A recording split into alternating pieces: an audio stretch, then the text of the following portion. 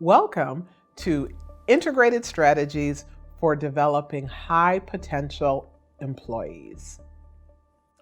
Smart leaders scan the environment and identify a few select people who have the potential, the talent, the commitment, the drive to move the organization into the future.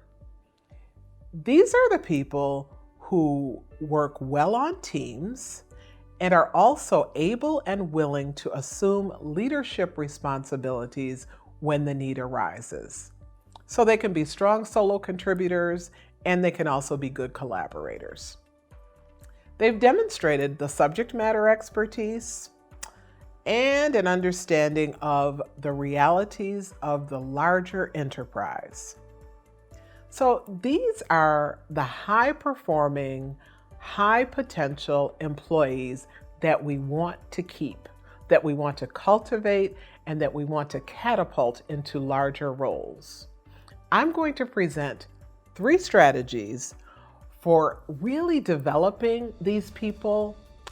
I'm going to present strategies that no organization will want to ignore if they want to keep these people. Now, each leader plays an important role in engaging these people and engendering their commitment. The goal is to challenge them and to reward them with meaningful developmental opportunities. Let's move to the strategies for developing high potential employees. The first strategy, guided self-discovery, provides a structured method for the employee to come to a deeper knowledge and understanding of the self as a potential leader in the organization. Many leadership theories call for the cultivation of high levels of self-awareness. No matter which leadership approach your organization advances, whether it's authentic leadership, servant leadership, transformational leadership, or another approach, self-awareness is foundational. It's fundamental. It enables future and current leaders to identify and move beyond their blind spots. It offers opportunities for purposeful introspection. There are so many tools that can be used for guided self-discovery. There's StrengthsFinder. That provides a structured framework for exploring our innate gifts. Another related approach, also rooted in positive psychology, is Reflected Best Self. This is actually one of my favorites. It enables participants to see their best selves through the eyes of others. Of course, there's Myers-Briggs and the DISC assessments. They give you a glimpse of the self as you operate in collaborative contexts. Whichever approach you select, ensure that it's appropriate for your organization and for your unique employees. Organizations that advance individual work and individual contributions over teams may not be best served by using Myers-Briggs or DISC. Organizations that are not open to shifting the focus from very traditional forms of corrective performance assessment to a more affirming approach may not value RBS or StrengthsFinders. In short, use the tool that will play best in your environment.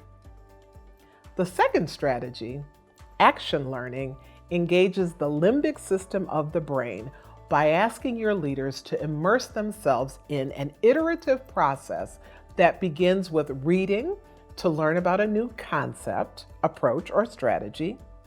The concept should be related to the high potential employee's work. The objective is to begin consciously activating the limbic system, the part of the brain concerned with motivation, learning, memory, and emotion. The stage that follows the reading is the application of the new concept.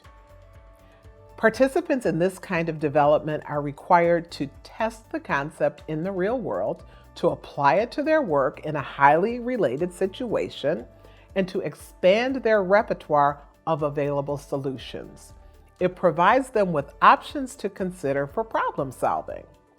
The next stage of this process is reflection. Participants are asked to journal reflections on how the application of the new concept went. They're asked to consider their successes and their failures. They're asked to consider not only the tangible outcomes, but also their thoughts, emotions, and responses when they were testing a new approach. This in-depth reflection enables a person to develop a more keen insight into the self.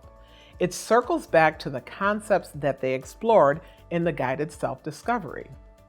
Action learning focuses the individual's energy on applying a new concept to an organizational issue, to a task, to a project. While your organization may not have a clearly developed, well-articulated philosophy of corporate social responsibility, the third strategy engages high-potential employees in the larger community. This strategy, Civic Engagement, asks your employees to identify an organization that serves the community, to learn about its mission, and to become involved in one of its projects. The aims are twofold. The first is to get the employee to see beyond the self and the work to the larger world in which we all function. The second is to build higher levels of engagement between your organization and the community in which you reside.